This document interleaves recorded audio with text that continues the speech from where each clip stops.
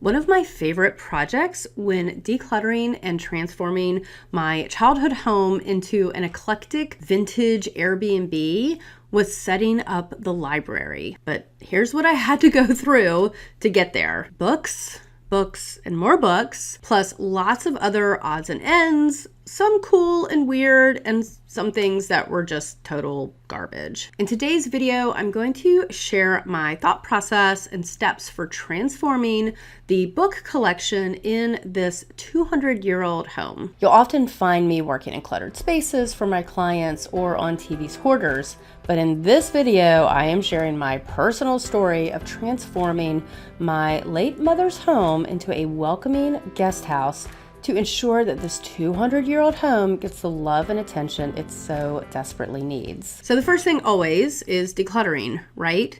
You can't clean, decorate, or entertain until you declutter. So when decluttering, always start with a vision, because the key is to eliminate things that do not fit with your vision. I knew I wanted this room to give off Victorian explorer, anthropologist type vibes, so anything that was too modern had to go. Next, I like to use a technique called big to small that I teach in my extreme clutter course, meaning that I start by eliminating large items in the room first, like this printer and damaged desk. That gives me more room to move and work. Small things like papers and photos are boxed up to deal with later because they can be easily moved, and it would be too tedious to sort them while I'm trying to set up the library. Now, the biggest categories: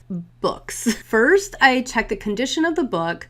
Anything too damaged by dust or moisture has to go. If the book looked salvageable but just musty, I cleaned them by placing them in a weather-tight tote with baking soda and closed them up for at least a week to eliminate the odors. I really like the look of vintage hardback books, so I donated anything that looked too contemporary, including most of the paperback books. I've been buying new copies of classic books that have older looking covers that fit nicely with the books that are 50 to 100 years old. To organize the books, I created 3 categories because I have 3 sections in the library: nonfiction, which included travel and local interest, other nonfiction reference books, and fiction books. At first, I organized them by subcategories, like keeping the nature books together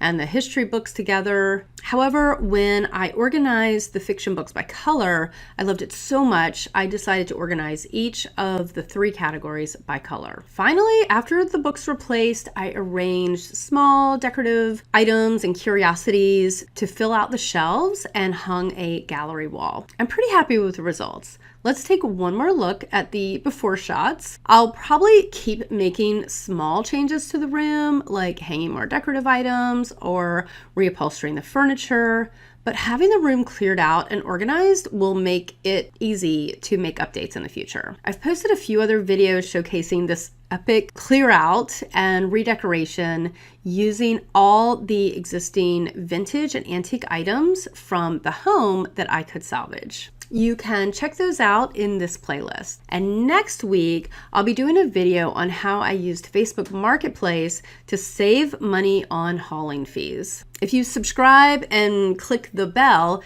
you'll be notified when that video is live. Thanks for watching, and I'll see you next time.